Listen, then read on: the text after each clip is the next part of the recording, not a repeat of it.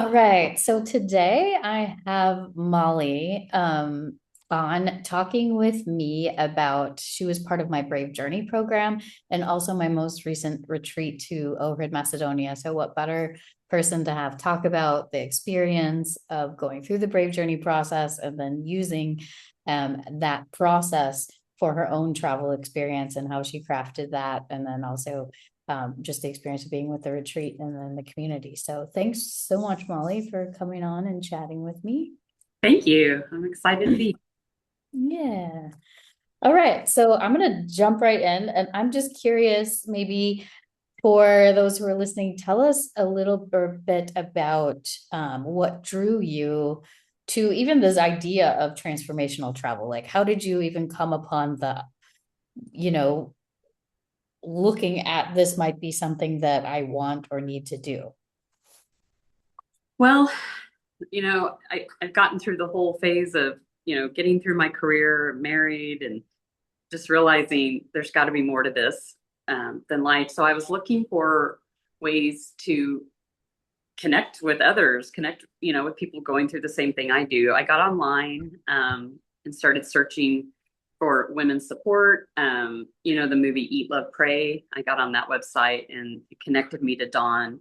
So I reached out and we had a little consultation and she told me about the program, but it was still hard to understand. I was still like, what? So I just kept attending a lot of the courses. And as I went along, it became very clear to me as I went on. Probably the first 3 or 4 months, I just spent joining the Sunday, the free evening one that you do. But when I heard when I heard the brave and you said the first word was befriend, I thought, and I remember my mother going through this phase of her life. You go through that phase where your hormones are different, things just don't matter as much as they used to. So I'm looking for it. And I've gone through a lot of counseling. I've gone through a lot of things that haven't been able to direct me. And this was something that really gave me some good direction. I mean, there's still more to go, but this is what I was looking for to help guide me to be kind to myself. So Yeah. I mean, I think a lot of times we come to this like phase in our life and it's time to invest in ourselves. It's time to be like, okay, what I'm doing so far hasn't like it, I don't know, I would need something different. I want more in my life, or I need some kind of wisdom or healing. And that's kind of where we start to look at like how can I find that? And I'm curious for you, you were part of Brave Journey, and I think in that, let's talk a little bit about what that looks like, because I know, like you said, you were kind of like, what is this yeah, program? And because it's not like a super, 2-day quick thing, it's sometimes hard for me to explain what it is, but I also know that I see the transformation happen in the women who are part of it. And so I'm just curious as to what your experience in Brave Journey was like maybe in a few sentences, explain what you think, how you would explain what the program is and what the value that it brought to you. I know that's a big question, so, but we can dive deeper into it after. well, for me, it asks me the questions that I ask other people all the time. How are you? What can you do for self-care? What can you do for work-life balance? I'm always teaching that to everybody, but I have never stopped to do it for myself because I Mm, just thought, I know myself. I can take care of myself. I got this. But when I stopped and asked myself, what's my old story? What's my new story? What do I want my new story? No, but I mean, I remember my mom and I used to lay on the bed and dream about if we had $1 million, what would we do? And we would just laugh thinking about all the silly things.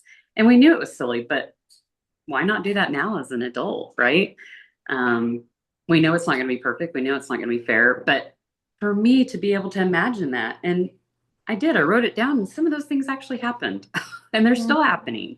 So I think there's a lot to be said about, putting your thoughts on those things, focusing on that to bring mm. it to fruition in your life. And I saw that with Brave Journey. It seemed, I will say, it seemed a little hokey at first because you're like, what are 2 words you want to feel when you go on vacation? I've gone on vacation by myself. I went to Lake Tahoe one time, and I remember just being there going, okay, it's pretty great. I was there for 2 days. I went on a hike, but I still felt lost. It wasn't memorable because I wasn't prepared. you know, I wasn't prepared to travel by myself. I just went because I knew it was cool and fun and it was one of those wonders of the world you got to see, but I don't know that it brought me what I wish it had. And now that Mhm. I've been through Brave Journey, um, now I know what to do to prepare when I move on next, right? When I go on my next trip, I know what I already have places planned that I want to go, that I'm going to sit down and go, okay, what do I want this to be about? What do I want to feel? What do I want to see? What do I want to do? What do I want to be able to come back with? And I don't know. I've never thought about that as a trip. I always thought of when you go on vacation, you're going to Disney World and it's like vacation, like European vacation where you have like at 8 o'clock we do this and at 9 o'clock we do this. That's how my vacations have been my entire life. That's what Mhm. travel is to me. And Mhm. I don't know, for some reason, uh, now I'm taking travel in a different viewpoint. It's not just about seeing the sights and checking it off your bucket list, right? Like that used to be what I was all about. And now it's not. Now that I've been somewhere where I've never been before, a little scary, people I didn't know, and it's possible. There's so much possibility. I So, love that. I love that. Like, and what, what you're referring to is, as part of Brave Journey is like it's a process of helping women figure out what is this transformative journey that their kind of soul is looking for and needing. And yes, it has to do with travel, but what you're getting at too also is there's a lot of internal work that we do in this group mhm, that gets you really kind of thinking about adding extra meaning to the trip and what you want to get out of it. So, what I had you do were some exercises that get you imagining what's an extraordinary trip for you and looking at what do you want to feel when you're on that trip. And I remember us talking about that. I was like, some of you might think this is hokey or realistic, and you did. yeah, I But did. I was like, follow me with it though, because it does work. It helps you figure out what you're looking for in your trip and adding intentionality. And I think especially in the US, we kind of it's probably because we have short vacations, like 2 weeks at a time. Uh, Mhm. and not even always 2 weeks, like quick vacations. We're trying to pack everything in. So it's very scheduled. And what I'm teaching almost is the opposite of that. Like, let's look at what you actually want and need and not pack it so much, but allow space for serendipity, allow space for things to happen, for epiphanies to happen, for healing to bubble up. But also going into the trip, kind of knowing what you're looking for, because I could put 5 women in a room and you all need probably different things out of a trip. Like you're in different phases of your life, struggling with different things, hoping for different things, and some people need one thing versus the other. And I'm curious, maybe because you mentioned this intentionality, when you did this process, we talk about them as our words, but we talked about what you wanted to feel when you traveled. What were some of those that came out of that? What were some of your intentions? Well, I'm still using them, but one of them is being present. Mm, Um, being present, being safe, and then I added curious because I realized you always think of curiosity as being a childlike behavior, right? Children are always curious. And when I think of curious, you think of Curious George, you think of kids. And when you keep saying that word during Brave, I thought, hmm, so why not? And so I practiced that. I practiced being curious in a place I'd never been before. And it was amazing that the days lasted longer. I wasn't thinking about anything else. And um, instead of course, going through Brave Journey, I wanted an aha moment, right? I wanted the sun to come out and God to shine through and go, this is what you're going to learn. I literally wrote that in my journal. I wrote, I really hope to see the face of God in some light and, like some transgressional, whatever. But what it was simple things. What I heard was curiosity, simple stuff. It doesn't have to be this big stuff. It can be, I don't know, what were some of the things, like the laughter between the women, the jokes that we had, mhm, um, climbing a fortress. Why would I feel guilty as an adult to go climb a fortress and be proud of that? Who says that at the age of 49? But for me, that was a big thing. And I felt like a child a little bit, but I was proud. I mean, I don't know. It just gave me permission to still play and be. be childlike when it comes to learning new things and interacting with people that maybe you don't necessarily always agree with or, have the same values, but you find a connection with them. Um, the curiosity, it brought me back to a little bit of my childhood of being curious and just wondering about simple things. What was one of them? Like, oh, like what an olive tastes like fresh. That was I was curious about that, and you discovered what that was. It's terrible. I know. It's I terrible. picked one apple tree and I was like, oh my God, not good. Right. Right. Right. Or I don't know, seeing a monastery, going into a mosque. How neat. I've never done that before. I've been curious and now I'm not afraid because I was curious, and I can talk about it and I feel safer talking about it. And so, Yeah, can you think of, I know you just gave us a few examples, but you said you wanted to feel present, safe, mhm. curious. So is there a moment that comes to mind where one of those became like really real to you? One of those words where you're like, I'm totally experiencing this, or maybe you were intentional to go out the day and said, I want to feel this today. What does that look like? Yes, there was one day that I went, that I wanted to go on my own, and it was a cold day. It was rainy. It was like the worst day. Everybody was cold. It was like 40 degrees. But I went out and decided I'm going to walk the town of Lake Ohrid and just walked around. I even had dinner by myself. I just picked a restaurant. It was down this little nature walk, and it said dinner this way. I mean, it could have been a bear, but I was like, why not? So I walked through the woods, and well, there were two people in that restaurant, but I picked it. It was a little pricey, but it had the best view, and it was some of the best food I'd ever had. And I sat there and just savored every bite and savored what it looked like, and seeing the waiter with the cat in his arms and this couple talking and just being there. And I'll never forget that meal.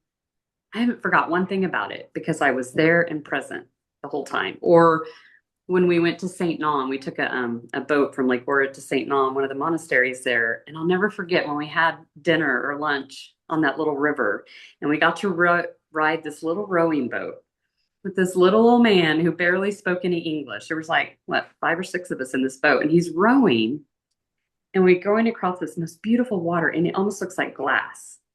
And it was so quiet. And there's this little tiny monastery in the back. And I'll never forget that was probably one of my favorite moments where it was quiet and peaceful and we all just kind of sat there. It was Yeah. just, I don't know, it was a spiritual moment. The hearing of the water, seeing this guy row. There were no rowboats, nobody's jet skiing everywhere. It's, I mean, we don't get to see that very often. And I'll never forget it, how beautiful that water was, how quiet it was, how serene it was. I take myself back there. Even the pictures. I remember the guy, Damon. No, what was our guy's name? I had it. The one that took us to St. Nom. I forget his name. Anyway, he took my phone and he said, "I want you to be present." And he started taking pictures, and I was so grateful because he knew that I was just like this the whole time. He did. He took the phone and he goes, "I'll get all your pictures for you." I was like, "Thank you," because I still look back at it. I still look back and I giggle. I felt like Kermit the Frog, singing the Rainbow Connection out there, but it was so cool. It was one of my favorite moments. Isn't it so cool how you choose the word because it's present and then you're trying to be present. There's one thing that's maybe keeping it you trying to take pictures a lot. I have the same problem sometimes. And Yeah. I'll stop and be like, okay, just be in the moment. Hmm. Even that, it's almost like the universe came in and said, I'm going to help you be present. And Hmm. It's Marco we're talking about, maybe. Marco. Yeah. Marco. Marco takes your phone and says, let me take care of the pictures for you. So it's Hmm. almost like even just you being intentional about it and thinking about it, like here comes a person that just helps you to continue to be present. Or maybe we just notice it because it's something you're working on. But I think that's really cool how that just kind of came to fruition of like, here's another way to assist you in being present. Um, And we talked about before going some of the things that we wanted to do. We wanted to go dancing. We wanted to hear music. And that's kind of in my mind. That's what we were going to do. We didn't do that, but that's okay. We did some other amazing things that I never expected. mhm. Like Lynn, like going to the oldest settlement. To me, that's so much better than dancing or singing or I mean, to be able to see that moment I would have never expected. I mean, I saw it on the news, I read about this site that was just discovered, and we got to go. We got to ride a boat, put on the same boots. Isn't that ironic that we all put on the same pair of shoes and walk out in this mucky little lake with this little old man who doesn't speak any English, and he's rowing all of us out there one by one just so we can look down and see it. Mhm. And we just happened to be traveling from Macedonia to Albania. A couple of people sitting on the side of the road selling purple onions in the middle of the country. And they're like, "We got a boat. You want to go see it?" Who does that? Who does that? I That was so much. That's why I call this Balkan magic, but I love this It is. region because surprises always happen. But and the place you're talking about is Lynn, it's I think it's the oldest discovered settlement on water in Europe, or maybe shoot, now I forget. At least in Europe, maybe in the world, but I think maybe Europe. But it's a recent settlement, and we weren't sure at all, like a discovery, and so we weren't sure if we could even see it because it's out in the water. Um, and could we even get to it? And like you said, we just happened upon this a lady selling onions who happened to know the fisherman right next to her, and he's like, "Yeah, I got a boat." Yeah. And it was muddy. And, we all had our nice outfits on, right? We were travelers, but we put on these muck boots and he just held our hand and guided us all out there. It was just one of the most precious moments because I remember driving on a road. Remember, we stopped and got the snacks. And I remember Albin saying, "Look, that's the Lynn settlement." And I thought, okay, that's as close as we're going to get. I saw it. Yay. And then before I know it, an hour later, I'm in the boat rowing out there. And I was like, okay. But it was, I mean, to see a settlement 8,000 years old that nobody's found yet or dug up. Do you know how many people have seen it? We're probably one of the few, Mhm. right? That have actually looked in the water and seen it in its prime. And what a gift to Mhm. be given that. I didn't get to dance, but I got to see that. So, Yeah, you know, you're right. It's like it's what I love about travel. Like you can go in with expectations, but there's always these other things, like you never know what's going to happen. So you might mhm, think we're going to do one thing and then it turns out a little bit different. But mhm, if you're present and curious, like some of your words, I think you allow these fun things, like these other cool things to happen, and maybe things you could have never even imagined, because mhm. beforehand we would have never said we would like to meet a old man in a boat. Because trust me, there's no life jackets. Like water was seeping through the bottom a little. It was a little like, "Ooh, okay, can I get in here?" And I had to sit in the middle because it was a small boat and we didn't want it to tip over. So I remember that. He was like, "You sit in the middle at the top." I was like, "Okay." Anyway, It was a fun, like it was really cool. it Um, was really I wanna ask you a little bit because I'm gonna jump into the retreat in a minute, which we've kind of been talking about also sorry. travels. No, no, you're good. Um, but in the process of Brave Journey, which is kind of designed to be a process to get you to think intentionally about your trip, to make it, because I'm kind of like you. When I was younger, I took trips alone sometimes, and sometimes they were really cool or fun, and sometimes I was just kind of, sometimes I expected to have this incredibly transformative experience, and then came home and went, you know. Um, but over time, as I traveled more, I started to learn things that um, helped make my trip more transformational, that helped me to think more deeply about it.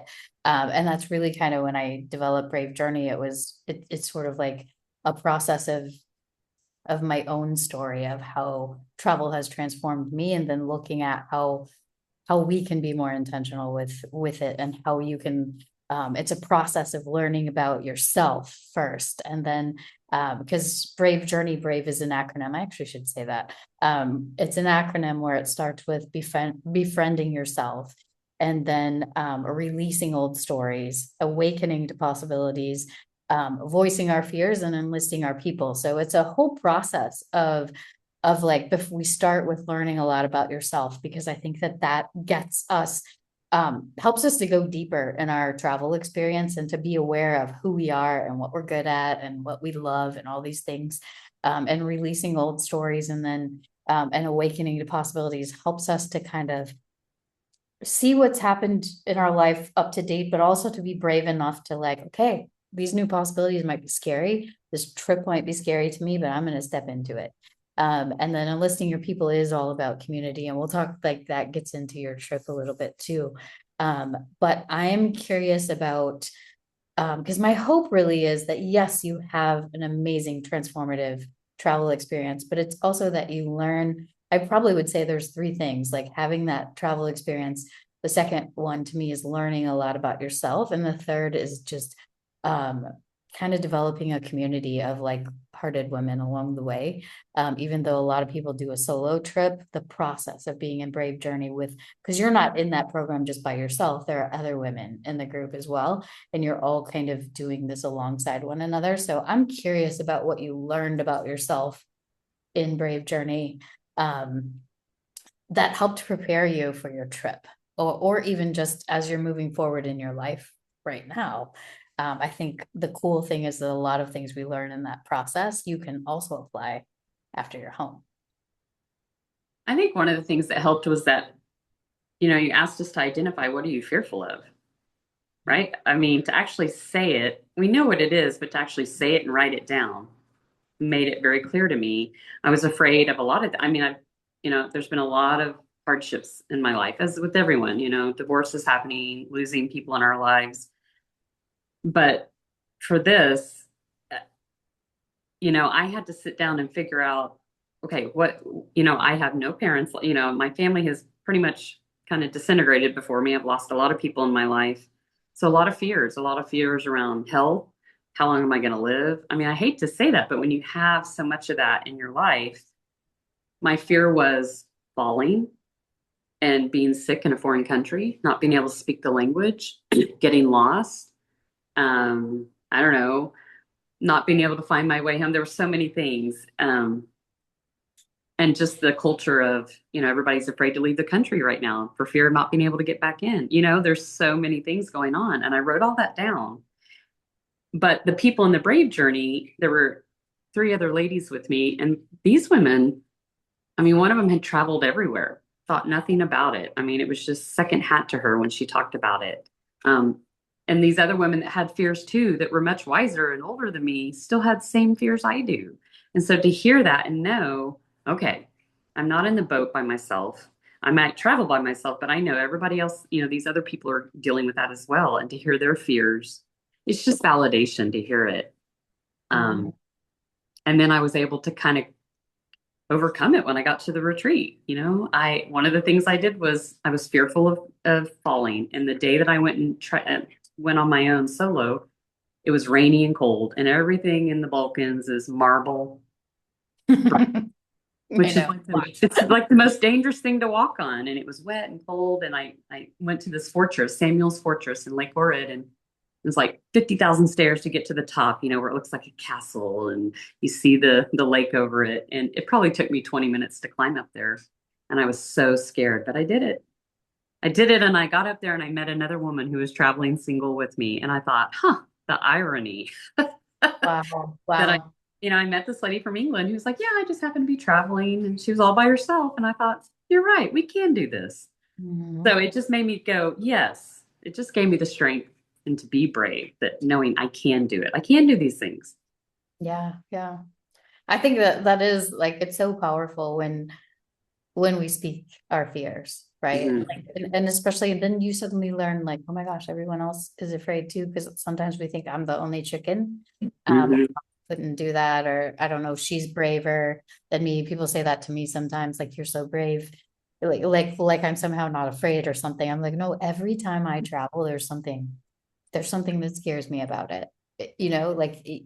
It's just we all have fears, right? But Mhm. when we speak it aloud, um, and realize that other people have it too, it's Yes. something about the validating it and it, um, and then watching other people still take a step forward, even though we're afraid, um, and learning to do it and to watch you do that. I think you sent a video to me while you were up there, maybe, or maybe Uh-huh.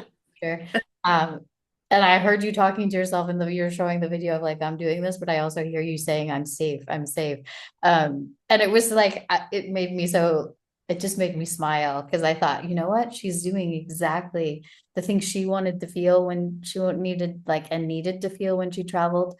Like she's facing that fear and she's doing it and doing it in the rain of all day. Like of all days you picked to climb a fortress, the, the worst weather day.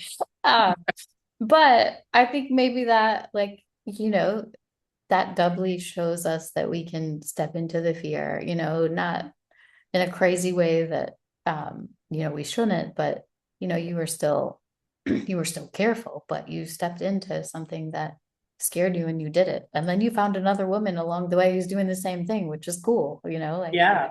Well, and what's interesting is even the Brave Journey women, they're encouraging you, right? You've got this whole team behind you. That's what's great about the Brave Journey and even the retreat.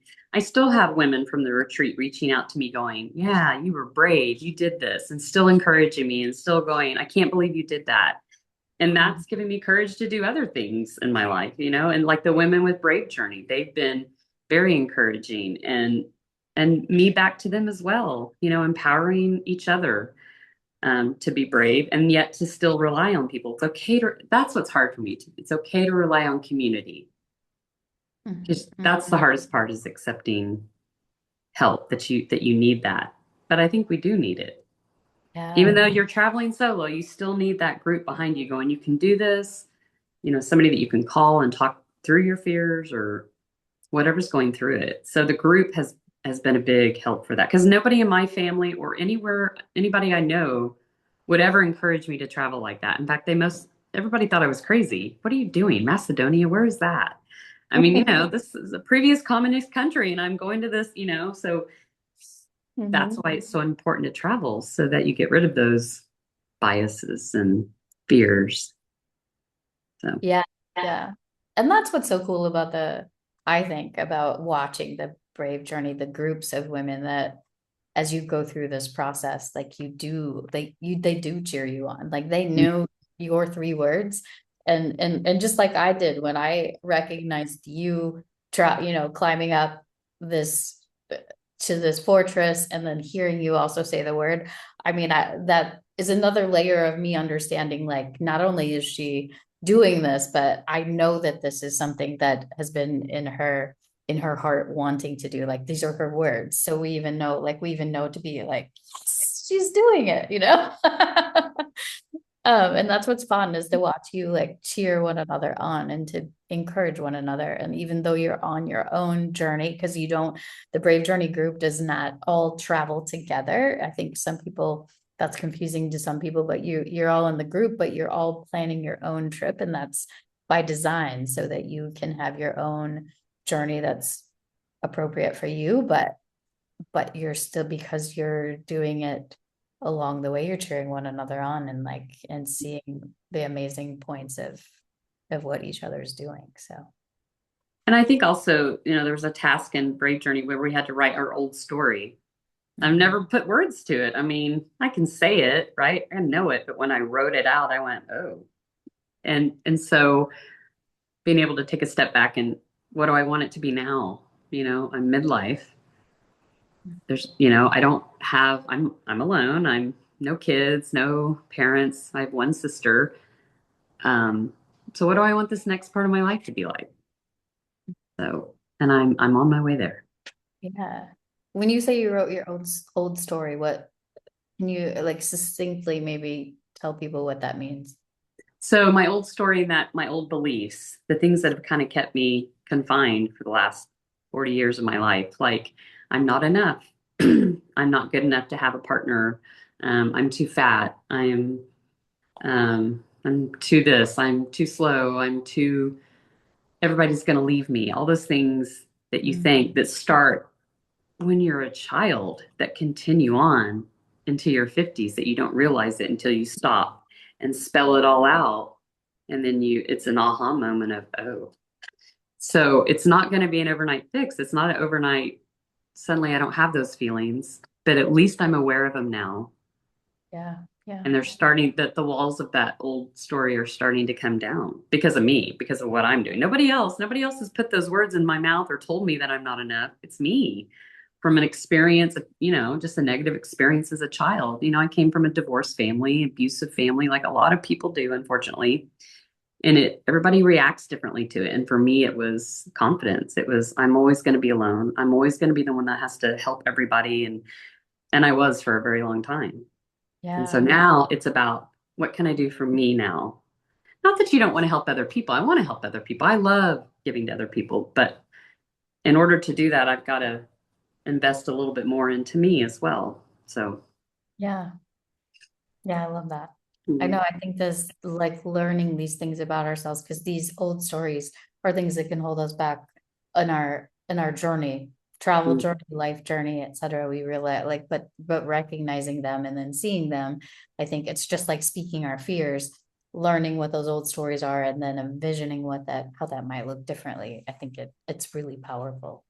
Um, And and the I fun part is when you write your news story, I keep changing and I'm like, wait, what about this? And that's okay, right? Like I just keep adding to it. I want this and I want that, and it's not just about wealth. That's not what I'm writing in my book. I mean, of course, I would love to have unlimited funds to do everything, but it's about what I want to feel, what I want to do. It's about less clutter, less noise, less rush. For me, that's what's important right now for this next part of my life. yeah, that makes so much sense. Um, So I know that the culmination of Brave Journey is going on a trip. It's often going on a solo planning and taking your own solo trip. But for some women who are on Brave Journey, they choose to be part because I also run a retreat each year. And you wanted to go on the retreat. So even though the retreat is, with a small group of women, we usually I work with you to tailor that of how you can do some things on your own, etc. But this year you made that your trip to go on the retreat to Lake Ohrid, which is, what we've been talking about a little bit. Um, but I'm wondering if you could think back, like tell me about your experience of the retreat. Like what were you uh looking forward to when you kind of stepped into the idea of doing it? And I'm also curious about, I don't know, is there a special moment that happened during the retreat that I feel like you've talked about a bunch of them, but I know. maybe there's another. Well, one of my favorite was at the very end when we went to a restaurant. All of us did. And we had been together for 5 days. I was shocked at how well we connected. These, what, six strangers. I mean, sometimes it can be a challenge to have multiple women together. I mean, I work in a predominantly woman dominated career, but I was just in shock at just the much love and acceptance. And maybe that's because we were all prepared for that. But it just went very well. We all connected, we shared. There was no shame, there was no feeling self-conscious. I mean, we all share things that, people don't like to say out loud. But that's what started the connection. So at the very end, on the fifth day, when we were sitting at a restaurant, one of the tasks was we had an object. When you're holding the object, you're supposed to tell, or you're supposed to listen while everybody says about what they have learned about you, know about you. What was the exact words, Dawn? I forget what you told us to do. Tell each other whenever the person had the object. For us, it was a cucumber. Then Mhm. everybody had to go around and say something about this person, whether what they've learned, Yeah. the Yeah, growth. like what we have noticed, I talked a little bit about the beauty and the bravery in each woman, and over the week we see the things that we see in each other, like some of the beautiful things about one another that maybe we don't always recognize in ourselves. Mhm. So, I just kind of asked us to go around the room and just talk about what we noticed about each person, what was beautiful about them. Mhm. And I leave it a little open-ended in that way, but yes, with this year we of the cucumber. So Just inside joke. in and of itself. And we were the only ones in this restaurant. It was dark. It was just, it was candlelit sort of, and you see the lake. I mean, it was just one of those perfect moments. But just seeing each other, I mean, there were tears. People were going around, and the love that was shared among these people who have only known each other, well, at least for me, I've never seen anything like that. It was just one of the coolest moments as a human being to connect with these people and how raw they can be. It was neat to hear everybody, and we're laughing and we're crying all in the same breath, sharing great food. It was one of my favorite moments for sure. Yeah. And you said something that I think maybe is interesting or helpful to talk about because you all didn't know each other necessarily. Like a few people might have met each other online and in person. But largely, I mean, you didn't know you had never met any of the women on the retreat in person. So this is the first time uh that you did that. And I know that that can be scary to people when they're like, I'm going to sign up for something for a week with strangers. Um, and I'm just wondering what were some of your fears going into that? And maybe you also had some hopes out of it, but I'm just curious how that all played out for you. And then when I told, people were asking, who are you going with? Well, I'm going on a retreat. Have you ever met these women? No. What? I mean, they thought it was crazy. And let's be honest, you have to admit, seven strangers that you're going to spend 2 weeks with, miles away from thousands of miles away from your home. Um, and we did get to know each other somewhat online, but I didn't even meet Dawn until the retreat physically, like, in person. Um, I think we just all had the same connection, the same goal. Um, Wait, what was the question? Remind me again. Sorry. Just how the fact that you didn't know one another and then coming on the street, like how, like maybe, like you said, you talked about a little bit about your fears, but then, what did you discover along the way of meeting with, Okay. like what I will happened? say, okay, so one of the very first tasks we had on the retreat, and I even wrote this in my journal, we had to do a scavenger hunt. And the Mhm. first day I got there, there's a little bit of tension of figuring out, who's in charge of the schedule. And, there's a little bit of that dilemma.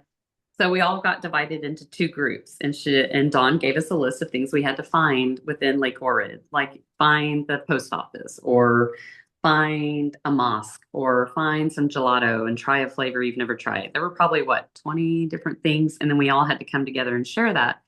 Mhm. Well, I was with two women who had just met as well. And, one's probably a little bit more type A than the other. One's a little bit more relaxed. And so at first you could tell it was like, no, we have to do this in order. I mean, it was an exact list. You could tell it was like, nope, we're doing this and we have to get it all done.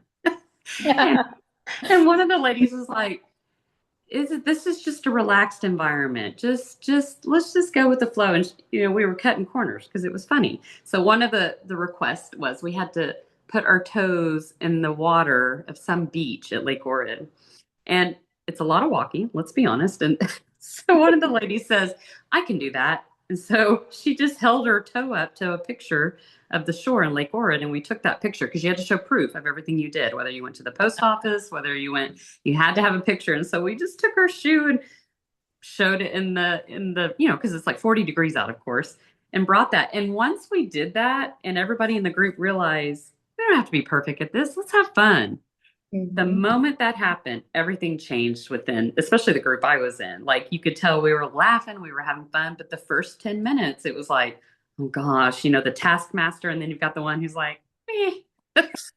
And then once that one person who taught us, me, then we started having fun and we were laughing. And, to me, that broke the ice right there that I knew, you could let loose and it doesn't have to be perfect. Um, so that was one of the moments that I learned a lot about them, and we started laughing and cutting up, and it just began from that moment, that scavenger hunt. I'll never forget it. One of the tasks that we were given was we were supposed to buy a postcard and mail it, write it and mail it. And so we found a postcard and we were like, well, how are we going to mail this? I said, I don't know. So we decided to send it to Santa. So we got a postcard and we wrote on the postcard, Dear Santa, we want to have a wonderful life. We pray for good life, um, and peace. No, what did we write? I can't remember what we wrote, but we wrote something and we actually The mailed Running it. Man also. Yes. And we, oh yeah, that we wanted peace and joy, and we've been really good this year, but we also want peace and joy in a rich man. I mean, just making laughter about it and taking pictures of us putting it in. And whoever got that postcard, I hope they're laughing right now in Lake Ohrid because we asked for peace and joy and a rich, independent man. So we'll see what we get first. I know Christmas is coming up. That's, I think I'd rather have peace and joy. No, I don't know. Anyway, so that was fun, and those are the memorable moments that you think of. Yeah. I And love getting I And that's how love I yeah. that's how I got to know those two ladies right away, that I knew what I could joke with them about immediately after that. And it just kept going from there on out. So that was Yeah. that was the icebreaker. You guys were having so much fun. I could tell when I came back. I was like, all right. But it's things like that that happen on the retreat that are intentionally helping you to get to know one another. And the culture. So, like that, that's designed to help you find your way around the city so that you don't feel so confused or scared, like to demystify it a little bit to make it less Right. scary. But you're doing it together in a group. So, it's a small group, a little less nerve-wracking, but it's always interesting what people do, and you guys Mhm. were super guys were super creative. I'm Oh, curious, it's been fun. yeah, I'm curious what you learned about yourself in this whole process, and you could of your Gosh. Um, hmm. I what learned about I learned about listening to myself. And I learned about it doesn't have to be perfect. And I don't have to have everything. And it doesn't have to be on time all the time. And sometimes I can just sit and do nothing. And it taught me to enjoy little things. It doesn't have to be this grandiose, I don't know, brand new car, brand new house, a vacation on a yacht. That's not what this is about anymore. That's what it was, I thought, when I was in my 20s. That's what I thought I wanted. But this taught me that, gosh, just sitting and having a simple cup of coffee, and enjoying conversation with people.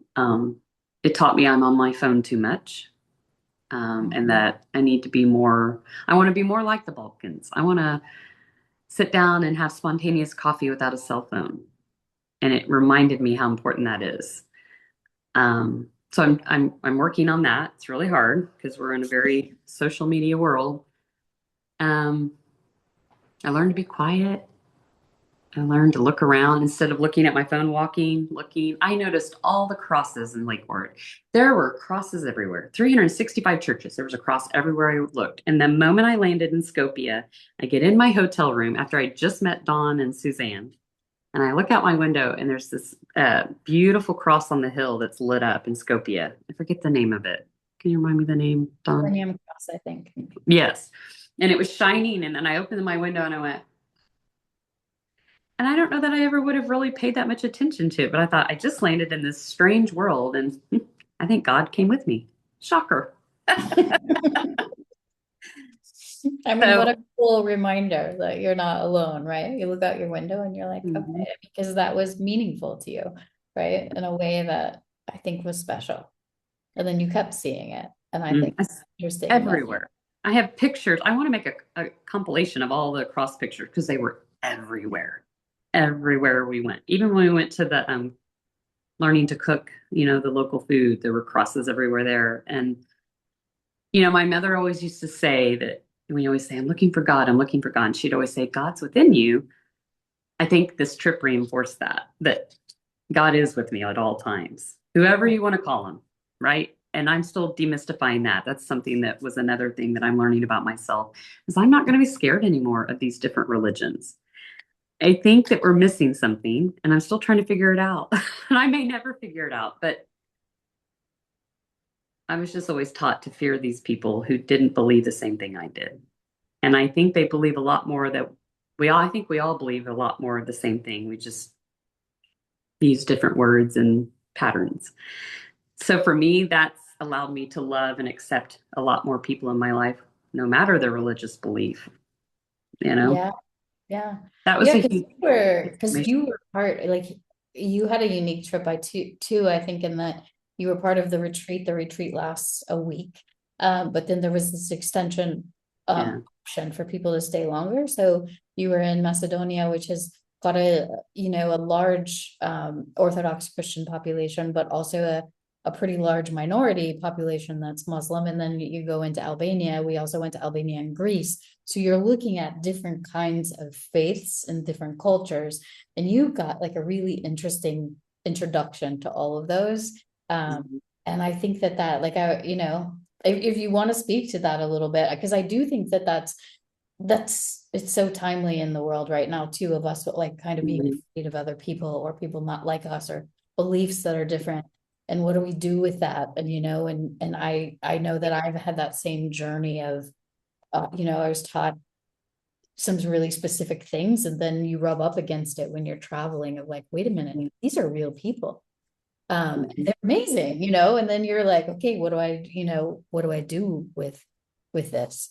Um, and I don't know if there's more you want to say to that or not, but I know that that's something um, Yeah, that it you would. just as well. What I realized was that we all have the same problems, right? We're all divided by who thinks they're better than the other. I mean, you definitely saw maybe the strife a little bit between the different countries of Albania and Macedonia specifically. We met a lot of local people. These were communist countries, especially Albania. I didn't even know it was, as strict as like North Korea. But, when we went on the tour guide in Macedonia, he talked about the collaboration between, Islam and Orthodox Christianity and how they pay for each other to build their churches back up. And you think, oh my gosh, that's the way it should be. But then we went to Maka Canyon, and then you have, the young men there who's talking about how they feel discriminated against from people in Macedonia. So there's still that on the side. It's not perfect there, but it's possible.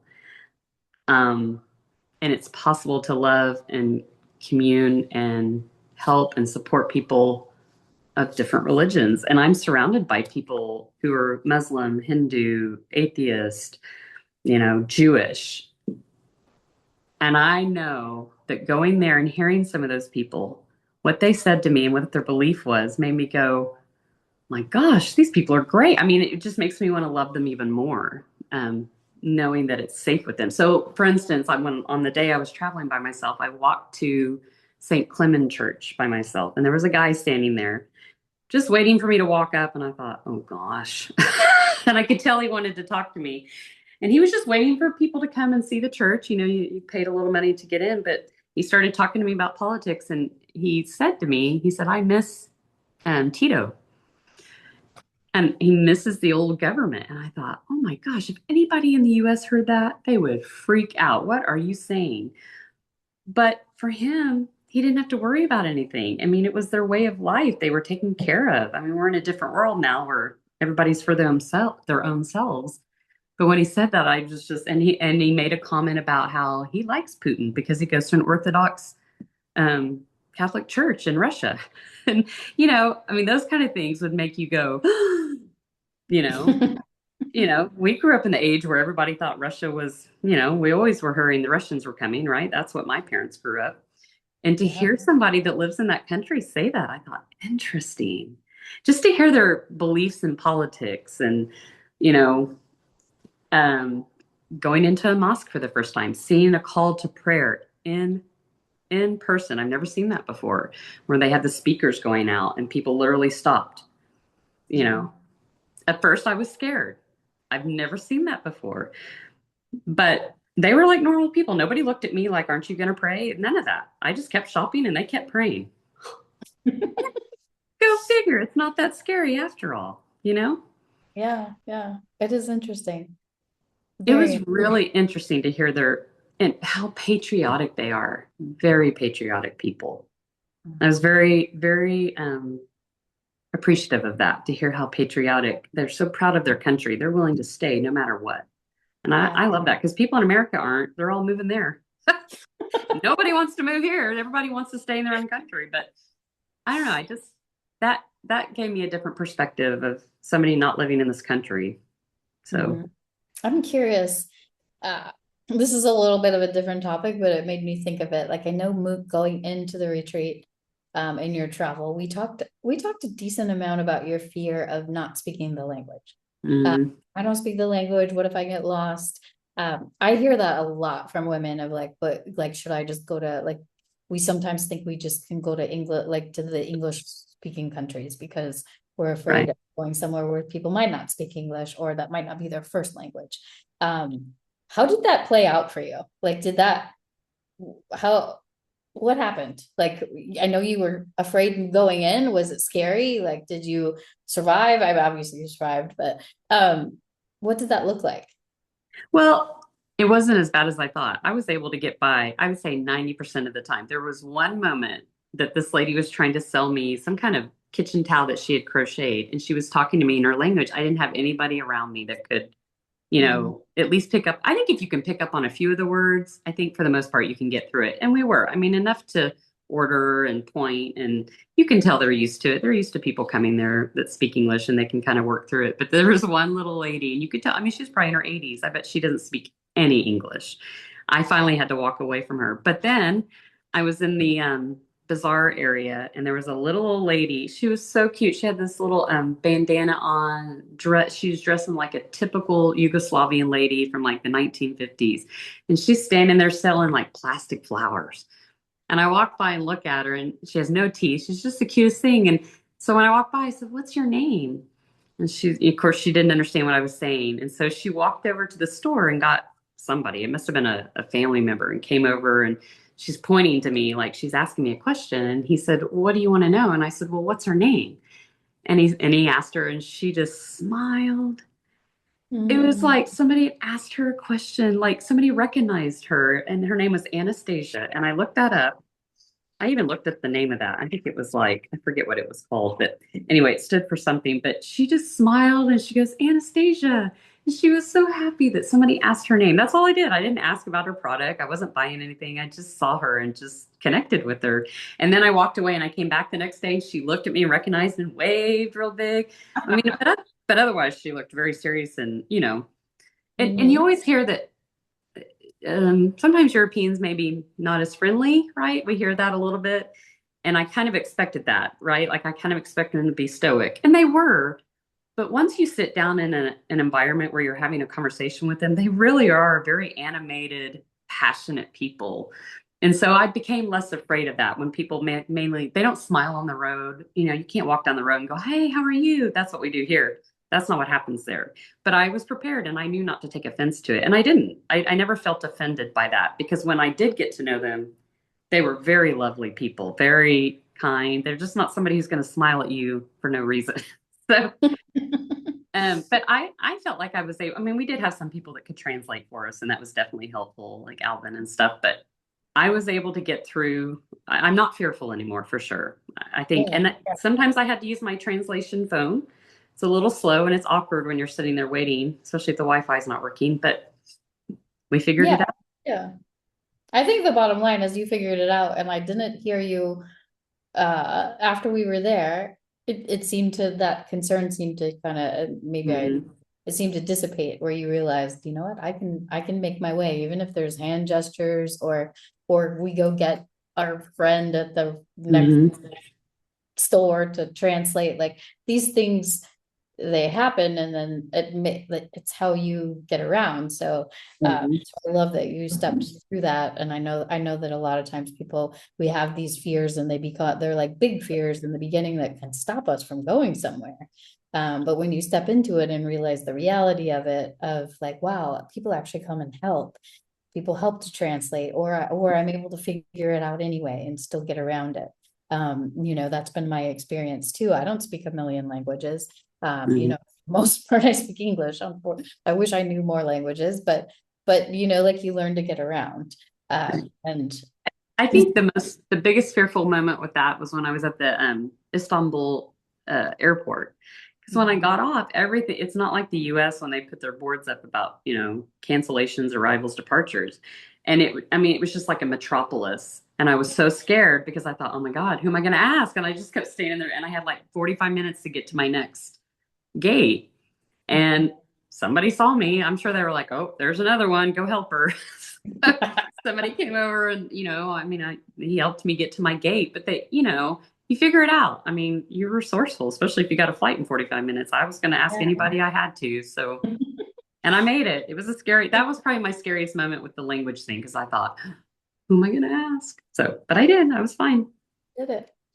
Um, what did you learn that was is there something that was unexpected to you that you learned during your time?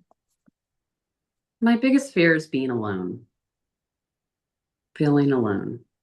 And I think going there were multiple women who were there who've never had children, and maybe don't have their parents anymore. They just passed.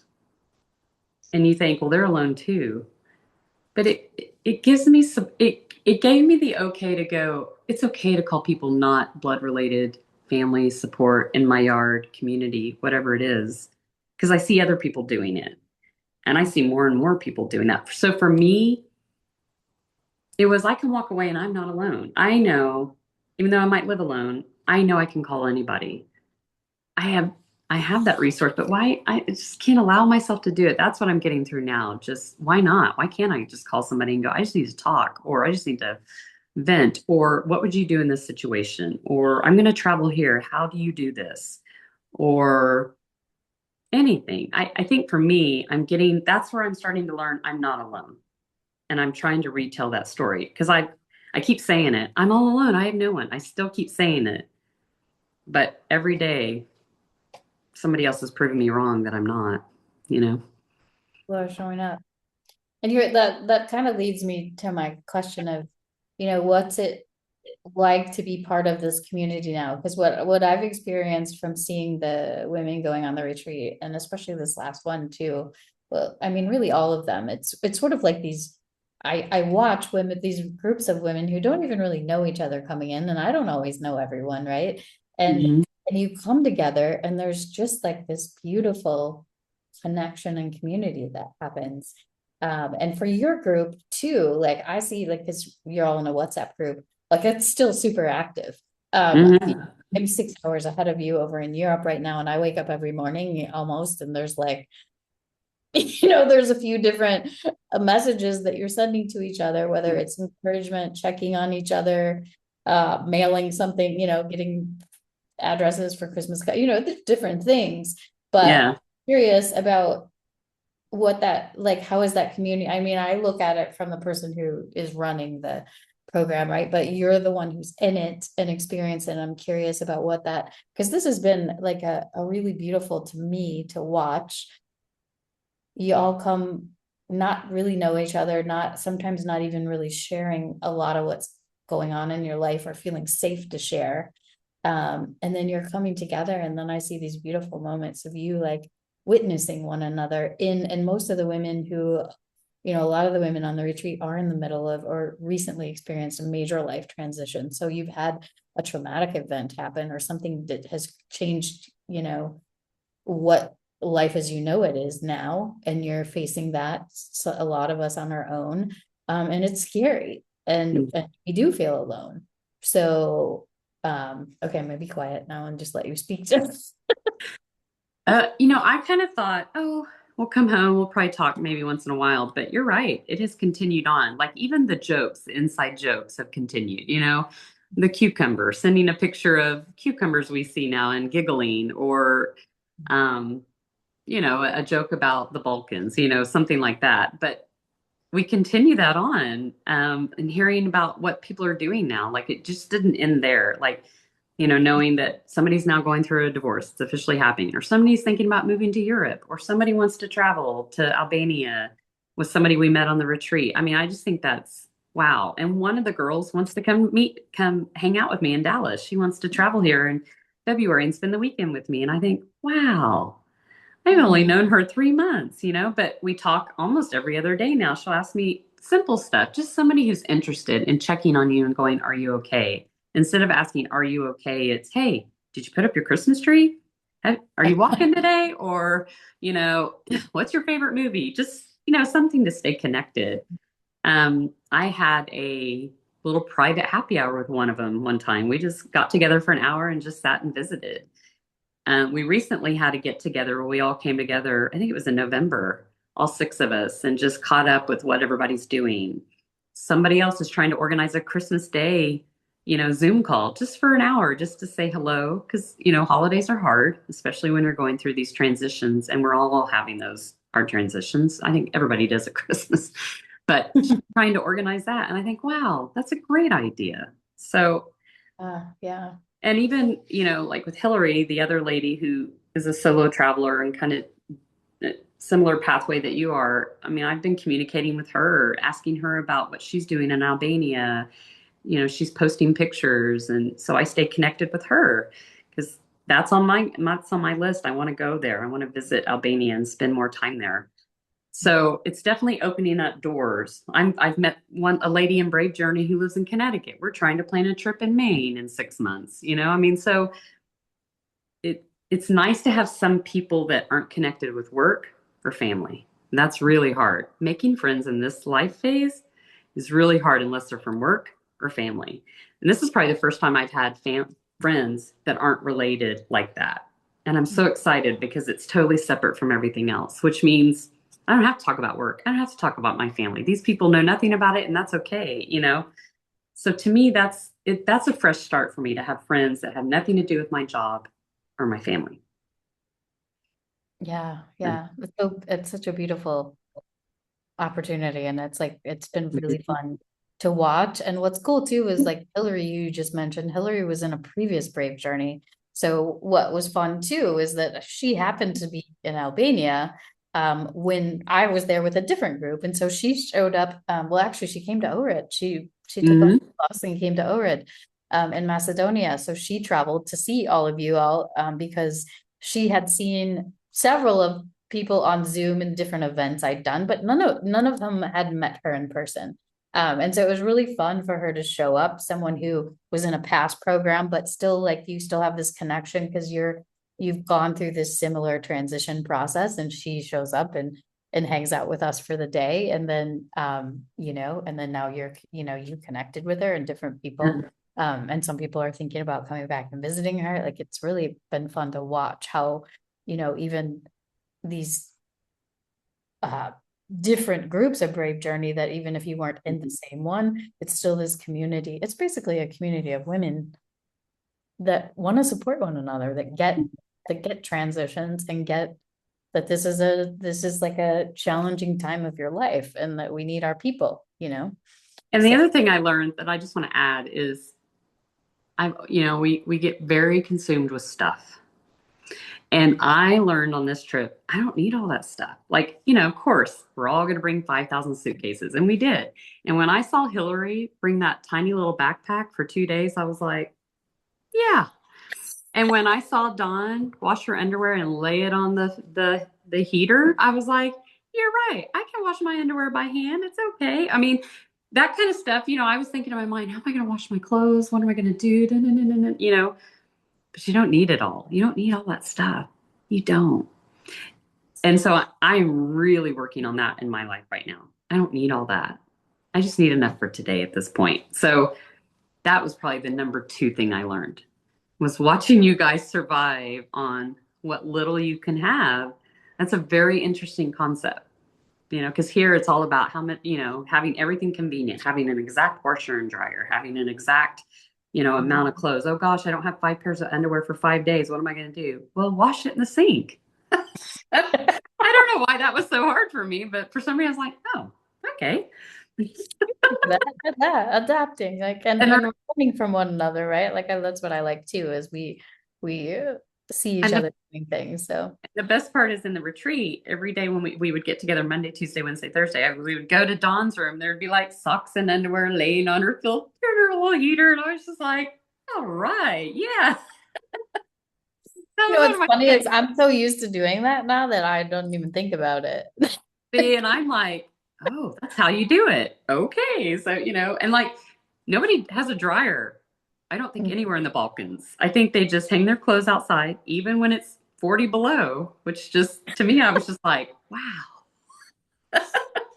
Yeah, I mean yeah, it's true. In Europe in general, it's more unusual to have a dryer. So Mhm. people dry their clothes on racks and stuff like that. It's just it's the way it's done.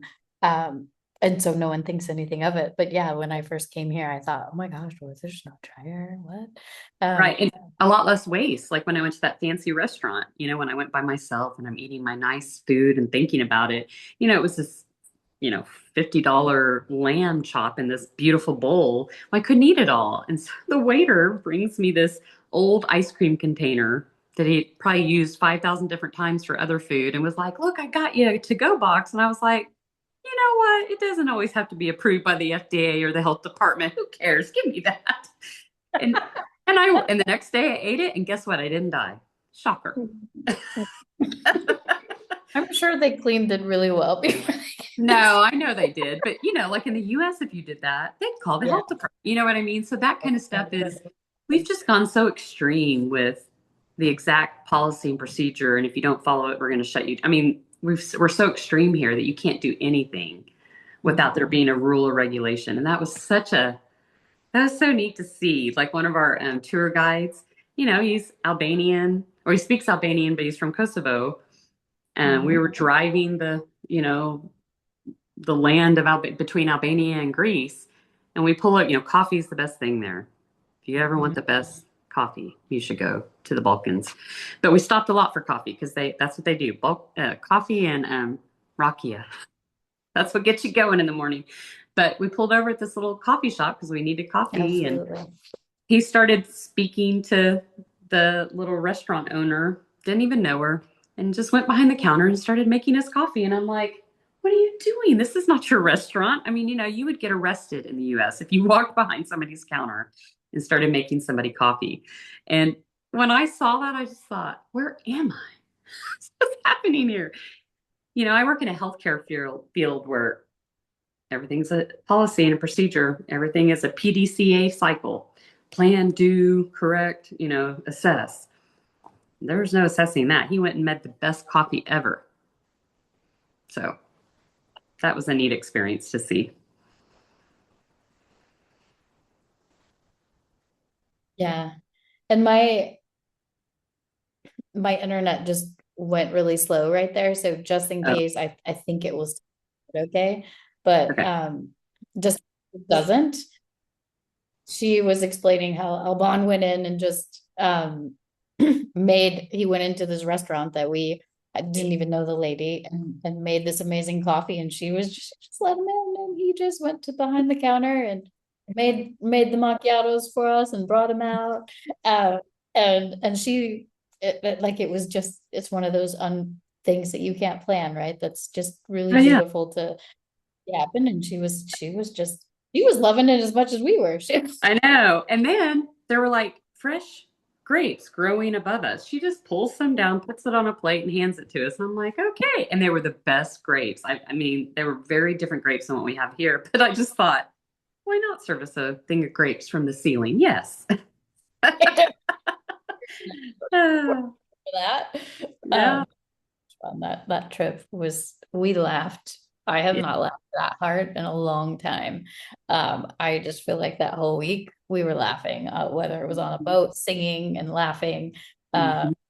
I think you said we didn't dance, but we actually some of us danced on a boat. You're right. Maybe you did, Dawn. No, I'm just just kidding. Dawn and oh yeah, we have pictures. You're right. We have dance. You're right. At least it was like maybe not full on standing up dancing because we were but we had yeah, I laughed a lot and I had so much fun with you guys. Oh, it Uh, was a ball. It was one of the best experiences of my life. I can say that for sure. And I'm excited about the next. And it's not going to be the same. And I'm okay with that. It's not, I can't wait to see how different it is. So it, They told me to. Let's see. yeah, like me too. I never know when I plan these. Like, you plan them to you plan them to an extent, but like I think I largely do retreats in the Balkan, the Southern European region because I know it well and have contacts and it's an extra level of safety for the women who are with me because I know it and I know a lot of people here so that if there's ever any issue, we know who to pull from. But because of that, it's also a place that there's a lot of a lot of dynamic activity, and you can't always plan ahead for everything. So there's last minute stuff. Like, so, I'm always surprised. I'm like, you never know what's going to happen at the next one. But that also, it just proved to be true in Macedonia. I could have never put on the itinerary. We're going to meet a fisherman at this random location and he's going to take us on a boat. Like I never known to say that we were going to do that. But it happened, and things like that happen all the time in this region. And it's what I love about bringing women to travel here, is to teach us, because it also teaches you to be present, because you don't know for sure how all these things are going to play out. And when that's the case, you learn to be present. And it's also like these really fun surprises. And so being present in a way that's beautiful too, of like, hey, you didn't know, or you don't know Albon's going to make us coffee behind there's like, there's not these things I could have written in the itinerary, even though was a basic one. And there's always fun things that happen. So that's what And how often do you get to be surprised as an adult? this is so true. I mean, except for negative things, of course, but I mean, surprises are rare to come by. So I don't know. And that also kind of reinforces the faith stuff too. When you're working on, relationship with higher power, it's that you don't get to know it all. It's just going to happen and you got to go, okay. So, Yeah, we don't get to know it all. And what I love about travel too, and especially in this region, is it allows us to be open to curiosity and serendipity, and like, yeah, we get to be surprised, like little, like it's like you can be a kid again, mhm. because become adults and everyone forces you to have a 5 year and a 10 year and a 20 year plan, and what are you going to do when you retire, and all these things, and it's stressful and forces and then when you suddenly get permission, for a certain amount of time to just enjoy yourself, to be a kid again, to enjoy surprises, to be surprised, in a good way, versus like, I think sometimes we think of surprises as bad. And one of the things you asked us to do was to come up with I think it was where you had us during Brave Journey, come up with a collage or pictures of things that you wanted us to have in our mind or take with us when we travel. And so I chose a picture of me when I was like 4 years old with my mom playing with a water hose in the backyard. And I put that little frame everywhere we went and stayed in a hotel. And that was in my mind, that I want to be just like that. And so that was the curiosity. That was my visual of reminding me of the curiosity and being present. And it's not scheduled. Not everything's scheduled. Yeah. Yeah. So I want to, maybe my last question for you, and I'll leave room for you to add anything you want as well. But um, what would you say to other women who might be considering joining something like, let's start with Brave Journey, joining Brave Journey, thinking about, I'd really love to create my own transformational travel experience, but I don't know where to start, or I'm not sure am I even someone who could travel on my own? I'm not sure I'm that person. What would you say to another woman in that? I think joining the Sunday evening, um, you would have what was it, once or twice a month, open Mhm. to everyone to come and meet. So for me, starting that was kind of the beginning for the rest of it. And once I started kind of getting the gist of the group and what the purpose was, I thought, okay. Um, for me, it was transformational, but you have to do the work. You really do. You can't just sit and listen. I don't think I would have gotten the same had I not done the homework on my own outside. Uh, And even if it's having to write it down, at least you did it. Because now I can look back and go, oh, yeah, that's what I was thinking. And there's something about writing it down and saying it out loud and acknowledging it that just allows for so much healing in your life. And that's what Brave Journey allowed me to do, is to sit down, put it on paper, see it, acknowledge it, and then I'm starting to heal from that. So for me, it was huge. But you got to do the work. So if you're just showing up and being there just for a social event, I mean, you'll enjoy it, but it's not near as helpful as if doing the work, even though you feel like it's silly. And it does, it feels silly. It feels very kumbaya-ish, right? You're like, oh, but it works. It does. I've met two women that I love and can't wait to keep a relationship with. I've learned a lot about myself. I've learned when some of the negative past started, and I'm trying to get that redirected back. So for me, it's putting me on a different way. It's helping me guide me for my next part of my life. That I'm going to make this even better than the first part. And that it's Yeah, possible. I can do it. I'm brave. I'm not alone. I'm supported. I'm secure. that's amazing. Yeah. And I love it. yeah, and tell me, I could almost leave it at that, to be honest. It was a good little bow. Um, but what would you say about the retreat? Because the retreat is a little bit different, because they are different. The retreat is a Mhm. week, you're it's a concentrated time, etc. And then the brave journey is a longer process. So Mhm. it's designed as a way to for you to plan and to be intentional, right? And like you Mhm. said, it's involved a little more homework, but I try to not make it a crazy amount of No, like that. I I, think it's doable for sure, but you're right. Like you have to put some skin in the game. But that Mhm. is the point, I think, to me, when I've had the most transformational travel experiences, it's been because I've done some work up front Mhm.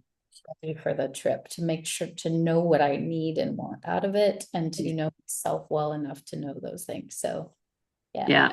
I think for me, Brave Journey, like you said, I'm a instant gratification girl. I want to go, let me pray for that and it be done. Let me fix that and it's done and move on.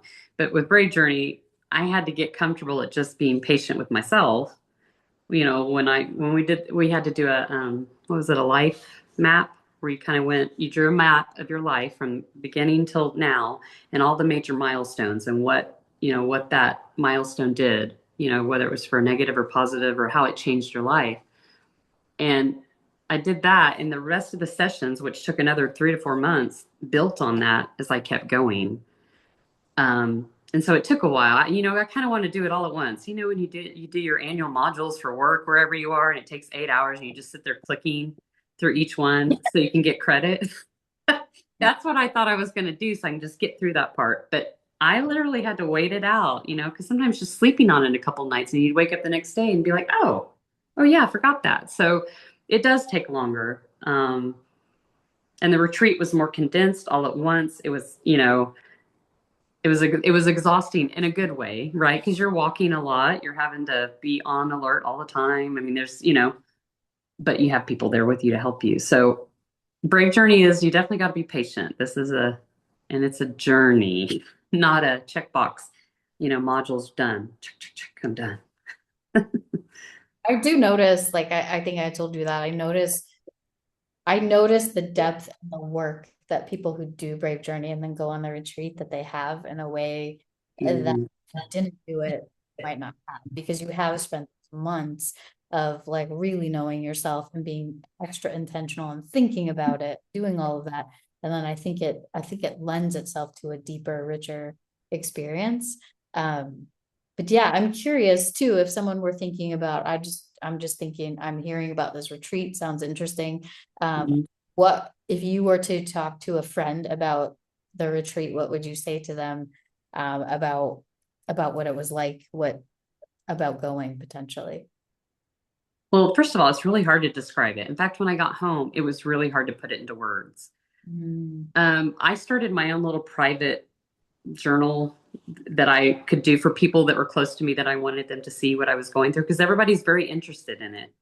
Um, I don't think anybody will ever understand what we experience. There's no way to possibly explain it. It was it,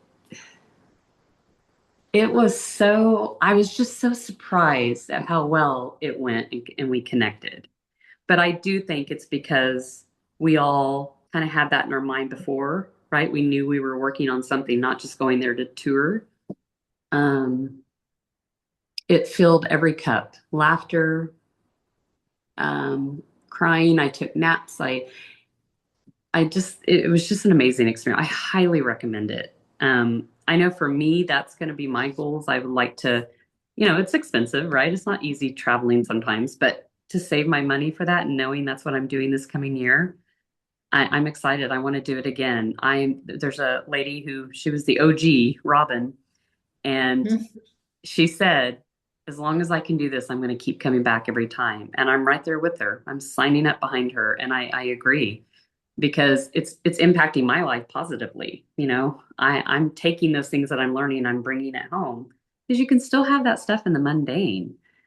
Mhm. So, Yeah, and you're right.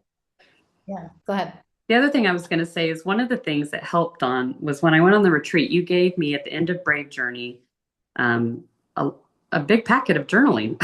It was a lot of journaling, but I did it. And I'm so glad I did because I didn't get it all in, right? You're so tired you can't journal every day, but I journaled quite a bit. And reading back through some of my comments, I'm like, wow. And I'm so glad I wrote this because Mhm. I learned a lot just reading this before I came on to this interview. Some of the things that you asked, what do you want to have today? What can you do for yourself for self-care? What are you searching for? What are you afraid of? Uh, um, what would an amazing day look like? Um, I loved it. I love the journal. That was very, very helpful for me while I was there. Yeah, that's amazing. Mhm. Yeah, I loved having you guys. You guys are so much fun. And I don't know, the care that the women have together. I feel really grateful. Somehow I tell people this all the time. I'm like, I'm the best group of women at these things. I don't know exactly how it happens. Well, and I think it's contagious. I mean, when I when I hear Robin, and I'm like, yeah, she's right. I mean, we're all feeling that. We all want to be part of it. There's something contagious about what you've created. And Yeah. it's still hard to explain. When you say brave journey, everybody just stares at you. Even though you explain it, it's still a difficult thing to put into words for people. If it's not a 5-minute speech, they've lost attention and they're out. Do you know what I mean? Mhm. Um, and Brave Journey is not a let me give you an elevator speech and be done. It's not. It's a very complicated um, relationship with yourself that you're developing. Um, Yeah, I think specifically the Brave Journey program is for women who want a more in-depth relationship with themselves. They want to travel, but they also really want to do some self-discovery. It's not a 3-week program in which I'm going to give you 10 tips on how to travel solo and here you go, have fun. It is much more of an exploration of self mhm, and all of that. And so it is for someone who really wants to, just like some people are gonna go to therapy and some people are like, I'm never doing that, mhm. it's for people who really want to do a little bit of work for them, but also reap the rewards of really discovering more about yourself and to going deeper and to bringing that richness to your travel experiences, but also bringing it home to your relationships and your friendships with the people around you. That's what I discovered for myself when I went on these, when I put some of these into place and was more intentional.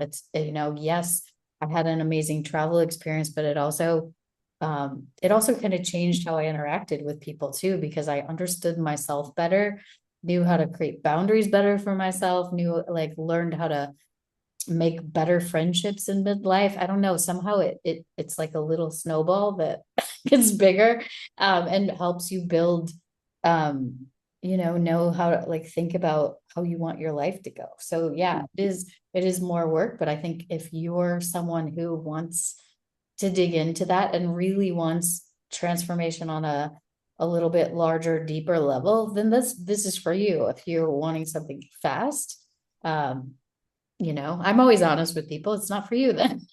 Yeah, Do something simpler. But if this is what you're looking for, is something that actually makes change, because I used to sign up for all kinds of programs and I'd learn a whole lot in 4 weeks and then I'd go away and not do any of it. Or be overwhelmed because I didn't have time to do homework all in that month and then I did nothing and then I never look at it again. So, right. designed to give you more time for reflection, more time to go deeper. So, and I hope that you experienced a lot of that, but that's really where my heart was and is with that program specifically.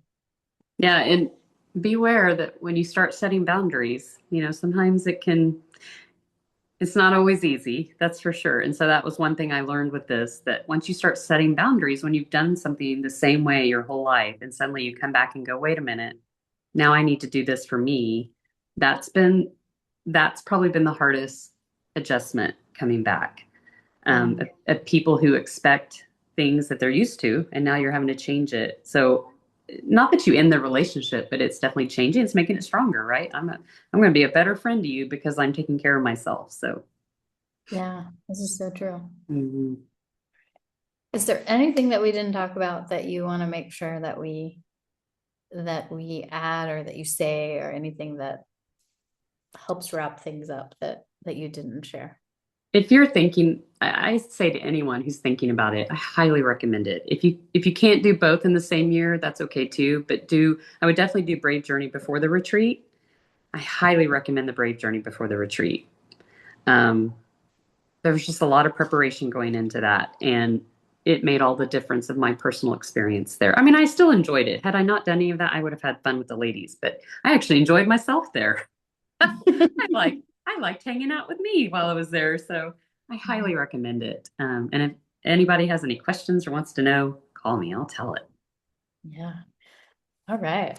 Thank you so much for taking the time to chat with me and to explain it. I know that I can tell people all I want about it, but really, you know, it's the experiences of the women who are in the program that you can speak to. How did I experience it? What's it like to work with Dawn? What is what's this community like? So for you to like, thank you for kind of filling in those pictures because I know that when you're deciding to spend time on something like this, it's really important to know that you're going to be in a community that you're going to enjoy. So And thank you. and invested into something that's going to last a long time. So Yeah. yeah. Anyway, I've really enjoyed working with you, Dawn. I'm excited about the next year. So I'm excited. Thank you so much. I appreciate it. And You're welcome. thanks everyone for listening.